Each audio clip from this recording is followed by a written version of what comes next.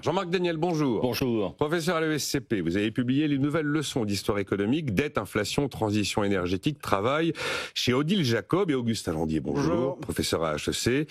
Vous êtes le co-auteur du Prix de nos valeurs qui sort en anglais, avec un sous-titre qui a été transformé, traduit en français, ça donne les limites économiques de la vie morale. Voilà. Tout ce que les bons sentiments peuvent nous coûter en termes de points de PIB et de milliards d'euros. Exactement. Et la manière dont on gère ces situations d'arbitrage entre les deux questions, la question morale et puis la question budgétaire, qui est un petit peu celle dont on va parler maintenant. Et vous avez vu tous les impacts, toutes les décisions de recul en matière d'engagement écologique, considérant que ça avait des impacts, pas forcément des impacts budgétaires, mais en tout cas des impacts sur l'économie qui pouvaient être dommageables. 2 séances au théâtre encore.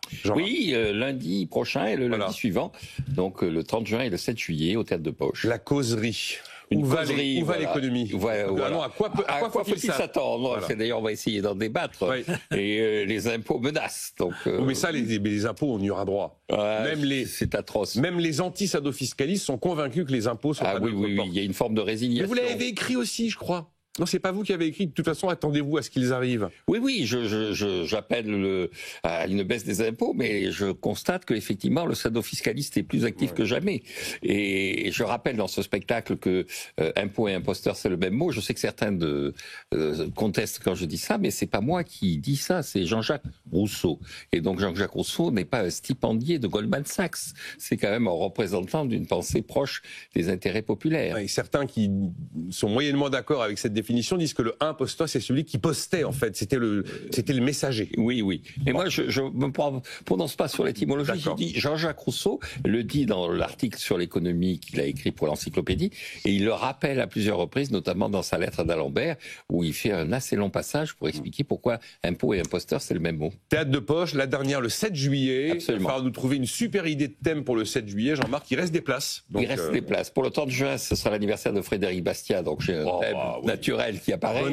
Et le 7 juillet, je n'ai pas encore réfléchi à ce que je vais mettre dans l'actualité immédiate. L'État, cette fiction où chacun vit... On dépend des autres. Voilà, exactement. Bon, je commence avec vous, Augustin Landier, sur la dette. J'ai dit en introduction à 9h, de toute façon, tout le monde s'en fout. Bruno Le Maire avait dit lors de ce dernier budget qu'il avait porté, de toute façon, je crois que la question de l'endettement n'intéresse personne. Bon, il y a à la une de la presse ce matin 114% du PIB, 345,8 milliards d'euros, 40 milliards de plus au premier trimestre 2025. Et alors ? Le sentiment d'urgence n'est pas là. Et c'est vrai que je pense que le problème ne sera vraiment pris à bras-le-corps que face à une discontinuité qui sera soit la présidentielle, soit un accident de marché, un doute du marché sur le remboursement de la dette française. Et donc, ça sera l'un ou l'autre. Mais je pense que ça passera par une discontinuité. Il faudra un électrochoc pour que vraiment un consensus puisse émerger face à une pression réelle, tangible. Elle ne l'est pas aujourd'hui, en fait. C'est ça le problème. C'est que les politiques ne peuvent pas vraiment servir de courroie de transmission d'une pression tangible. Et donc, malheureusement, l'anticipation de cette pression ne suffit pas à en faire un sujet de politique. Et puis, il n'y a pas de mandat pour le gouvernement actuel de bouger les choses par lui-même. Et donc, je pense qu'on est dans cette espèce de statu quo qui est très pesant, un petit peu comme le temps d'aujourd'hui, qu'on attend l'orage en sachant qu'il est inévitable, mais il y a quelque chose de très pesant dans la situation économique qui est liée à ce sujet de la dette. Et puis par ailleurs, c'est un petit peu implicitement ce que vous disiez, il y a un tel écrasement aussi par le flux d'informations et d'événements géopolitiques, ça écrase un petit peu aussi, ça en fait un sujet qui n'a pas l'air si urgent que ça finalement. Mais c'est exactement l'impression qu'on a. On a l'impression qu'on a appris à vivre avec et qu'il faudrait une discontinuité. Vous n'êtes pas le premier ici à considérer qu'il faudra d'une manière ou d'une autre une discontinuité pour qu'il se passe quelque chose. Ça vous préoccupe le sujet de la dette, Benjamin Correa ? Oui. Parce que j'ai quand même pas mal d'économistes, y compris des économistes de gauche, qui alertent sur le fait que non, ça n'est pas un non-sujet. Oui, c'est un sujet sérieux. Oui, 114% du PIB. Même si des pays sont au-dessus, ça n'est pas anecdotique. Oui, non, mais pour moi, c'est pas un non-sujet. Non, c'est pas un non-sujet. Je pense que ça existe et que bon, alors il y a le risque qu'on soit confronté à un incident, comme vous le dites. C'est pas du tout impossible. À ce moment-là, on ne sera pas les seuls. C'est-à-dire qu'il y aura une tempête mondiale et les plus fragiles, donc nous. on le prendra sur le nez. Non, je pense que s'il n'y a pas ce sentiment d'urgence, c'est aussi parce qu'il n'y a pas du tout de consensus sur ses origines et comment la traiter. Voilà. Donc, en fait, là, je fais juste de l'analyse objective, hein, je veux dire, quel que soit mon point de vue. D'un côté, on nous explique que c'est lié à des excès des dépenses sociales, à des excès de la dépense publique, et c'est instrumentalisé dans cette perspective. Et de l'autre côté, on nous dit que c'est lié au fait que ben voilà, on a eu une politique strictement en faveur des riches, que y a une partie de la fiscalité, y compris d'ailleurs simplement sur les salaires, à travers les primes, etc., qui n'est plus prélevée, et que voilà. Donc, je veux dire, tant qu'il n'y a pas un consensus sur l'équilibre entre ces deux choses, parce que c'est sans doute entre les deux, hein, je le dis comme je le pense. Donc, un consensus. C'est un équilibre dépenses-recettes, vous m'expliquez. Mais évidemment, évidemment. C'est ça que c'est bon. Or, le débat tel qu'il est conduit, et c'est ça qui explique l'absence de consensus sur le traitement, c'est tout l'un ou tout l'autre. Bon, donc on n'avancera pas. Jean-Marc. Alors, j'ai pas l'habitude d'avoir des positions centristes, mais je suis convaincu qu'il y a quelque chose comme ça. En tout cas, cette dette n'est pas apparue avec Covid, n'est pas quelque chose dont on a hérité à la fin des années 2010. Elle s'est aggravée. Elle s'est sérieusement aggravée.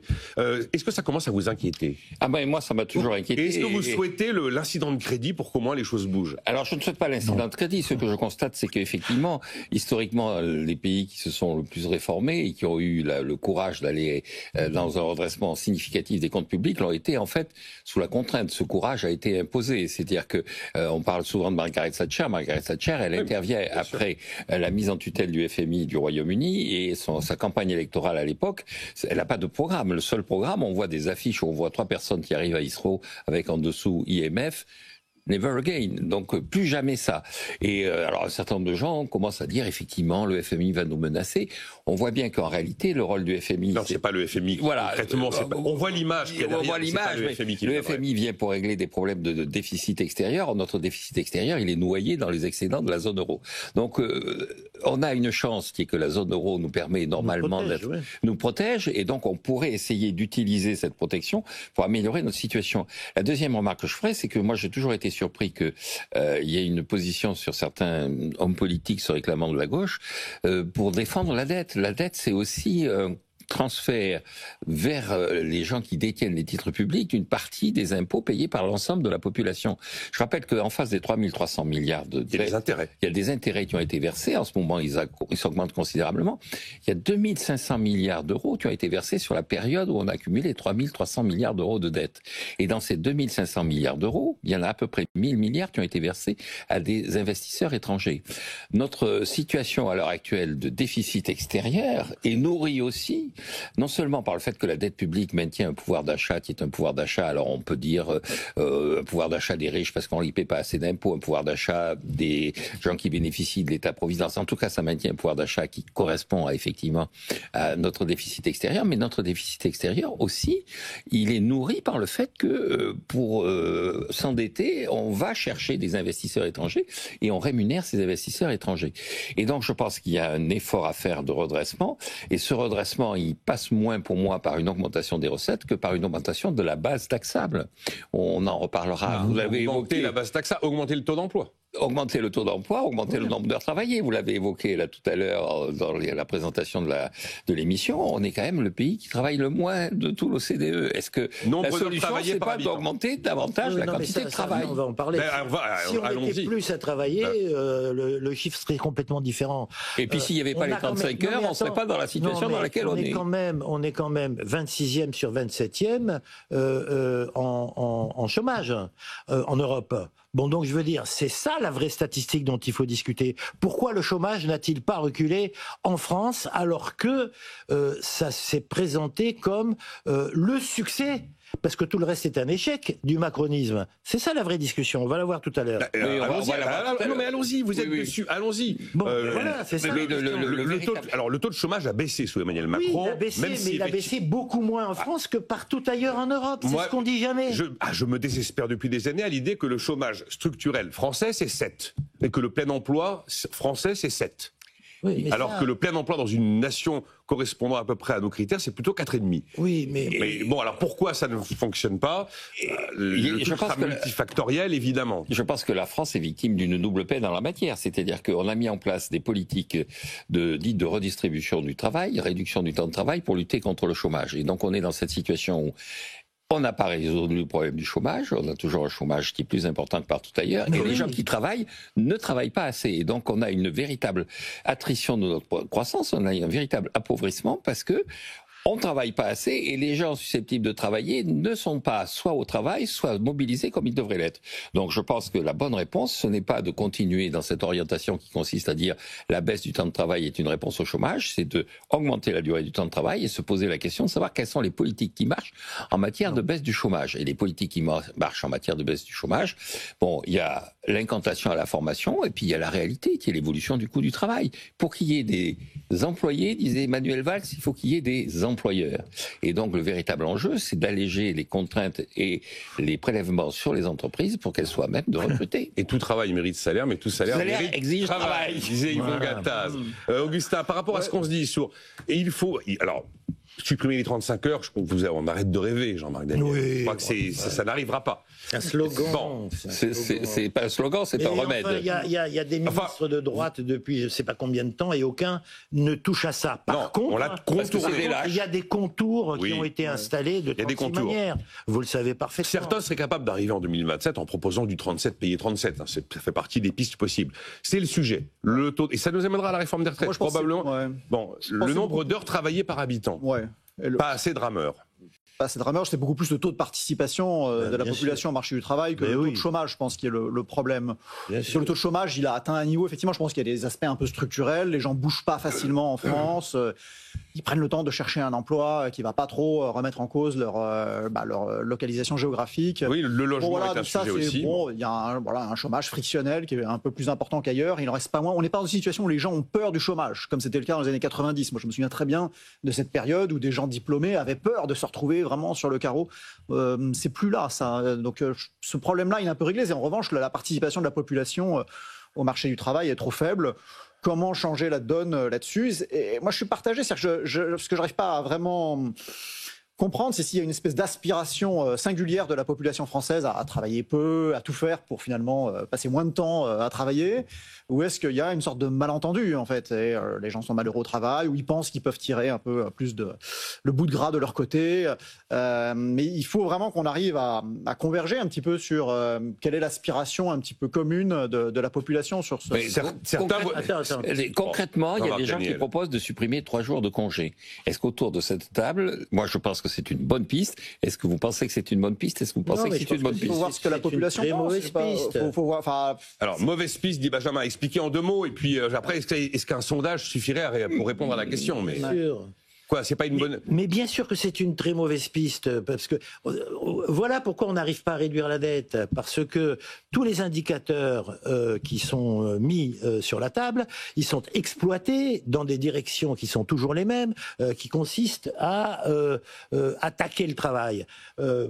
Curieusement, je suis plutôt d'accord avec vous. La vraie question, évidemment, c'est celle du taux d'emploi. Bon, en particulier chez les seniors et en particulier chez les jeunes. Réforme des retraites, Benjamin Correa. Réforme des retraites. Le recul de l'âge de départ. Attendez, là pour le moment, on discute d'une question. Oui, mais c'est lié. Après, elle a des conséquences sur la deuxième. Non, mais on en parlera. On en parlera. Bon, mais au lieu de dire, ou disons, au moins disons-le en même temps. Quand on dit on est le nombre d'heures de travail par habitant le plus faible d'Europe, rajoutons Et on a le taux d'emploi des seniors parmi les plus faibles d'Europe, et on a le taux d'emploi des jeunes parmi les plus faibles d'Europe. Alors là, on est d'accord. Donc il est là, elle est là la question. Oui, elle est là la question. Elle n'est pas de revenir sur les 35 heures. La question, elle est là. Bon, donc discutons sérieusement de comment on augmente le taux d'emploi des jeunes et comment on augmente le taux d'emploi des seniors. D'autant plus que, comme vous le savez, on en a discuté ici de très nombreuses fois, le passage de 62 à 64 ans, s'il est si critiqué, bon, c'est pour une série de raisons, parce qu'il critique, hein, bien entendu, c'est aussi parce que le taux d'emploi des seniors ne permet pas ce passage à 64 ans. Bon, après, bon, il y a c'est là quelles sont les questions. Il y a le fait des réformes des retraites qui mécaniquement augmentent le taux d'emploi. Je dis pas que c'est un carton plein et que 100% des plus de 60 ans auront une solution. Mais quand même, les courbes montent. Donc si on se dit que le cœur du sujet... Est-ce que ça sera suffisant? Parce que il faut tout dire, c'est toujours pareil. D'accord. Non, en théorie, sur le taux d'emploi... Il augmente mécaniquement le taux d'emploi des seniors, mais il augmente mécaniquement le taux de pauvreté des seniors. Les deux à la fois. C'est bien ça le problème. Est-ce que vous êtes d'accord pour dire qu'au début de la chaîne, la réforme de l'apprentissage était une bonne réforme parce qu'elle augmentait le taux d'emploi des jeunes? Elle a coûté cher, c'est vrai, mais au moins elle a fonctionné. Oui. Qu'une réforme de l'assurance chômage permet probablement de réduire un peu la durée passée hors de l'emploi et donc participerait également à la hausse de ce taux d'emploi. Et qu'une réforme des retraites, même si celle que nous sommes en train vaguement d'esquisser avec ce non-accord présenté comme un accord par François Bayrou, c'est la solution du bout de la chaîne. Non, sur les trois jours, j'attendrai la réponse d'Augustin, mais moi je vais réagir à ce qui vient d'être dit. Je ne vois pas pourquoi, effectivement, on ne mobiliserait pas le travail des gens qui ont entre 15 et 50 ans, qui sont les plus productifs, qui sont les plus efficaces, et on ne les mobiliserait pas à hauteur de ce qui se passe autour de nous. Si on arrive à ce niveau-là, c'est qu'aucun d'autre pays, c'est ce que disait Nicolas Sarkozy. Il disait c'est une excellente idée, les 35 heures, mais personne ne l'a imité. C'est ce que disait Emmanuel Macron dans la campagne électorale de 2017. Il disait on n'améliore pas la situation d'un pays en lui demandant de travailler moins. Donc il y a un moment, c'est ce que disent aussi des gens qui ont été à l'origine des 35 heures. Je ne vais pas revenir sur la position de notre ami Gilbert Sette, qui maintenant en tant que président du corps dit qu'on ne travaille pas assez. Je ne vais pas revenir sur la position du gouverneur de la Banque de France, François Villeroy-de-Galhau, qui était dans l'équipe rapprochée de Dominique Strauss-Kahn qui proposait les 35 heures et qui maintenant nous explique qu'on ne travaille pas assez. Donc je crois qu'il y a une forme de constat qui est un constat qui, contrairement à ce que vient de dire Benjamin, est quand même un constat qui consiste à dire que c'est pas uniquement parce que les gens entre 60 et 65 ans ne travaillent pas assez ou parce que les gens à 18 ans ne trouvent pas un emploi. Je crois qu'il y a globalement un manque de travail dans ce pays et qu'on a plutôt intérêt, alors effectivement, à augmenter le nombre de gens qui travaillent, mais aussi à solliciter le travail chez les gens qui sont dans la tranche de leur vie où ils sont les plus efficaces. Comme ça, ceux qui ne travaillent pas travailleront encore moins. Non, mais pas du tout, parce que le partage du travail, ne résout, la quantité de travail n'est pas fixe et elle n'est pas partageable. La quantité de travail, c'est elle qui est à l'origine de la croissance économique. Donc le travail se multiplie si la croissance voilà, le travail se multiplie. Le travail crée le travail. L'idée multiplions-le en mettant davantage de gens au travail, parce que en plus ça fera souffrir beaucoup moins de gens. Oui. Et des jeunes, je veux dire, vous êtes enseignant comme moi, je veux dire, ça devient catastrophique d'enseigner à des jeunes dont on se demande qu'est-ce qu'ils vont devenir. Bon, je veux dire, c'est ça que vous voulez continuer pour que vous travaillez plus ou que moi je travaille plus. C'est absurde. Il n'y aura pas de Augustin. Oh, encore une fois, donc je pense qu'il faut notre job d'économie, c'est de présenter la population face aux alternatives auxquelles elle fait face et d'avoir une sorte de principe de réalité. Après, moi, je suis agnostique sur les préférences de la population. Je vois bien qu'il y a des singularités françaises. Je sais pas, il n'y a pas d'air conditionné en France. Moi, je trouve ça invraisemblable, abracadabrant. Puis d'ailleurs, ça a un impact sur la productivité. Après, si les gens ont des espèces de convictions très fortes, mais voilà, il y a une sorte de lag et la France change très lentement. La participation des seniors à la vie économique, elle suit le trend européen qui est positif d'ailleurs, c'est-à-dire que le nombre d'heures travaillées, il augmente partout en fait en Europe. Mais la France est beaucoup plus lent. Il y a une force du statu quo qui est incroyable dans ce pays. Les choses bougent très lentement. Et après, je ne sais pas si ça vient des préférences de la population ou si c'est une névrose qu'il faut essayer de guérir.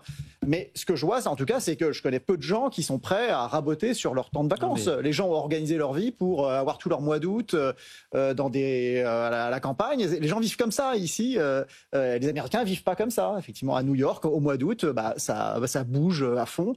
Paris, au mois d'août, c'est vide. Alors ça, est-ce que c'est un choix de société qu'on est prêt à assumer? Non, mais je suis d'accord avec vous. Si les gens veulent travailler moins pour gagner moins, Pourquoi pas? Le seul problème de ce pays, c'est que il travaille moins, tout en réclamant de gagner plus. Il gagne moins qu'ailleurs. Mais il réclame du hausse du pouvoir d'achat, et on en revient à l'origine du problème de notre conversation, c'est la dette. La dette, elle sert à quoi? Elle sert à compenser en termes de pouvoir d'achat le fait qu'ils ne travaillent pas assez. En tout cas, il faut transmettre, nous économistes, on doit transmettre les contraintes à la population. Je voudrais rajouter une chose. Un mot, on marque une pause, Benjamin. Oui, je voudrais rajouter une chose à cette discussion qui est importante, qui rejoint en partie d'ailleurs ce que vous dites, sur les préférences des Français. Ce qu'on omet de dire, c'est que à la fois, il y a les tares, entre guillemets, que vous mentionnez, et à la fois, la France est championne du monde de la vie associative. Et pour ce qui concerne les seniors, par exemple, les services qu'ils rendent dans l'éducation des enfants, dans prendre en charge la vie du quartier, tous les éléments qui sont relatifs aux accompagnants dans une France qui vieillit énormément. Tout ça, c'est pas chiffré. C'est nul. Enlevez-le et vous allez voir ce que ça coûte. Non, mais ce qui est chiffré, c'est notre déficit extérieur. Et c'est le fait. Mais justement. C'est le fait que le pays vit au-dessus de ses moyens. Ça, c'est chiffré. Il y a des choses qui sont chiffrées. Il y a des choses qui sont chiffrées. Il y en a qui ne le sont pas. On marque une pause. Chiffrons-les. On va chiffrer l'état de l'économie américaine dans un instant. On dira peut-être un mot plus précisément de ce qui se passe avec François Bayrou et les retraites. À tout de suite.